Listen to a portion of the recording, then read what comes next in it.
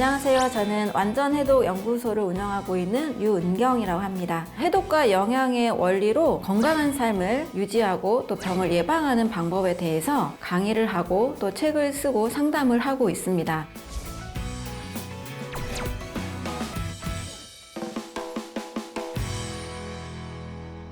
면역력에 대해서 먼저 좀 이게 한문이기 때문에 개념을 좀 말씀을 드리면 면할 면의 전염병력입니다.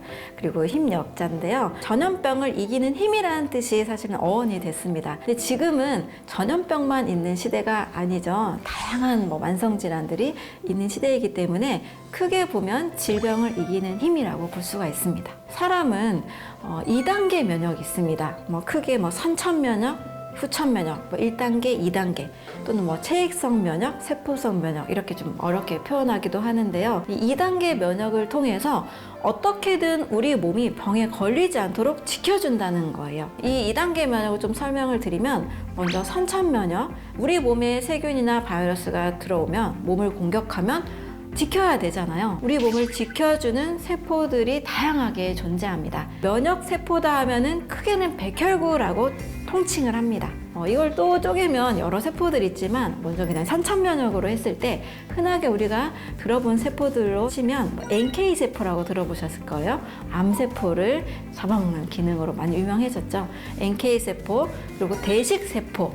대식 세포는 이렇게 잡아먹는다는 뜻입니다. 그래서 이물질이 들어오면, 세균이 들어오면 바로 포식작용을 해버립니다. 그리고 호중구라고 들어보셨을 거예요. 병원에서 혈액 검사를 하시면 뉴트로필이라고 영어로 써 있는데 이 수치가 높을 때가 있고 낮을 때가 있을 겁니다. 그래서 NK세포, 또 대식세포, 그 다음에 호중구가 일단 우리 집을 지켜주는 마치 파출소에 계신 분들이나 경찰분들처럼 바로 최전방에서 지켜줍니다.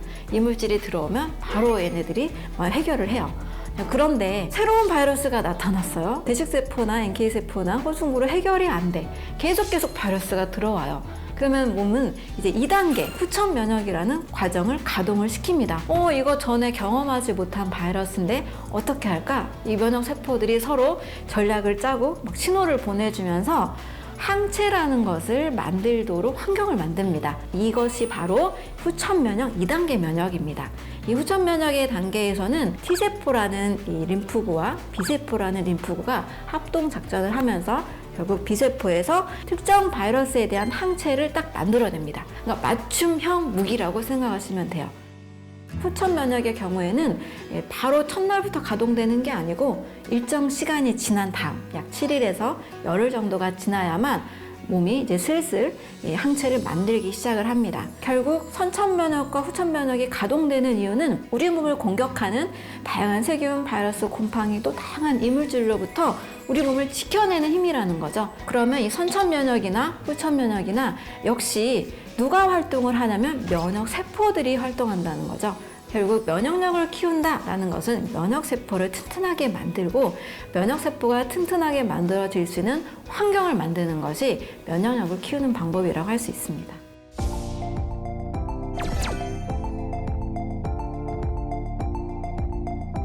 면역세포가 바로 면역력의 중심이다 라고 생각하면 그럼 면역세포는 어디서 만들어질까? 이 생각을 해볼 수 있겠죠. 우리 몸의 뼛속, 골수라고 합니다. 이 골수에서 조혈모세포, 또 림프모세포들이 다 만들어져서 다양한 적혈구도 생산하고 백혈구도 생산하고 혈소판도 다 만들어냅니다. 결국 골수가 튼튼해야 면역 세포들도 잘 만들어지는데요. 우리 심장 건강, 뇌 건강, 소화기 건강은 다 들어봤는데 골수 건강 이런 건 별로 안 들어봤어요. 그렇지만 이 골수에서 이 세포가 잘 생산될 수 있도록 환경을 만들어야 됩니다. 그럼 골수를 또 어떻게 튼튼하게 할까? 이 골수를 튼튼하게 만드는 방법으로 저는 두 번째 간 건강에 대해서 꼭 말씀을 드립니다. 간이라는 장기는 진짜 어마어마한 일을 합니다. 인체에 필요한 여러 영양소, 여러 물질들을 합성하고 대사하는 핵심 공장이라고 할 수가 있습니다. 자, 그럼 면역세포들이 만들어지려면 면역세포들에게 줄 수 있는 면역 단백질들, 여러 생리활성 물질들, 신경 전달 물질들, 단백질들이 있어야 세포가 생산이 되겠죠. 간 기능이 그런데 무너지게 되면 면역세포들도 잘 만들어지지 않습니다. 모든 핵심 장기이기 때문에 심장이나 뇌도 중요하죠. 그런데 심장이나 뇌도 영양소가 없이는 이들이 활동할 수가 없죠. 이 영양소를 합성하는 가장 중심에 있는 장기는 바로 간이라고 할 수 있습니다. 그래서 간에서 많은 물질들을 생산을 해야만 골수도 건강한 이 세포들을 만들어낼 수가 있습니다. 세 번째로는 무려 면역력의 80%를 차지한다라고 하는 곳이 장입니다. 이 소장에 엄청난 이 점막의 육모들이 있습니다. 육모를 또 펼치고 펼치면 그 안에 촘촘하게 림프구들이 있는데요. 소장에는 굉장히 많은 림프구, 면역 세포들이 있습니다. 왜 그럴까? 우리가 음식을 먹으면 세균도 먹고 바이러스도 먹고 공기 중에도 계속 우리는 여러 물질들이 같이 흡입하고 있기 때문에 이런 물질들이 몸속에서 병원균으로 절대 작용하면 되지 않고 뇌와 심장에 전달이 되면 안 됩니다. 그래서 이걸 걸러내는 역할을 어디서 하냐? 바로 소장에서 합니다. 그래서 소장에서 여러 물질들을 이겨낼 수 있도록 림프 세포들이, 면역 세포들이 무려 80%가 주둔을 하고 있습니다. 그래서 장 건강, 장이 건강하지 않으면 면역력이 떨어질 수밖에 없습니다. 그래서 면역을 위해서 반드시 장 건강을 꼭 챙겨주셔야 돼요.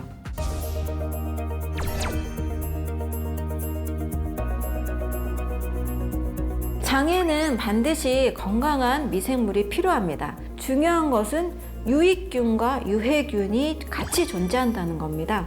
인체가 가장 이상적인 장내 환경을 만들기 위해서는 이 비율이 중요한데요. 약 85% 유익균 대 15% 유해균으로 비율이 구성이 되면 그래도 안전한 장내 건강한 환경이라 할 수 있습니다. 그래서 인체가 만약에 내가 유해균이 많다, 균의 질서가 깨져 있다 이럴 때는 건강한 좋은 유산균, 좋은 균들 반드시 필요합니다.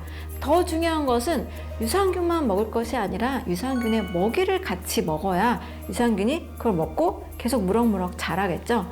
식이섬유, 올리고당, 프록트 올리고당 이런 것들이 유산균의 먹이거든요. 이런 것들을 이제 자연의 음식이 있죠. 같이 먹어주는 것이 건강한 장내 환경을 만드는 방법이라고 할 수 있습니다. 특히 어떤 상황에서 또 장내 환경이 깨지냐면 항생제를 많이 썼을 때, 항생제는 장내 환경을 초토화시킵니다. 그래서 좀 항생제를 내가 일주일 이상 섭취했다 이럴 경우에는 반드시 장내 건강을 챙기셔야 돼요. 좋은 장내까지 잘 전달되는 유산균과 유산균의 먹이를 잘 섭취하시는 것이 꼭 필요하고요. 또 장내시경, 대장내시경 하면서 또 싹 쓸어내잖아요. 이때 또 좋은 이 균들이 또 빠져나갑니다. 그런 검사를 한 이후에도 내 몸의 장내 환경을 꼭 조성을 해줄 필요가 있습니다. 또 내 몸에서 변해서 너무 악취가 많이 난다 이런 것도 사실 유해균이 많다는 뜻이거든요. 또 염증이 많다, 장내 미생물 환경이 깨져 있을 가능성이 높기 때문에 이런 증상이 있는 분들은 꼭 챙겨 드시면서 더 중요한 것은 장내 미생물의 먹이까지 같이 챙겨 주시면 도움이 됩니다.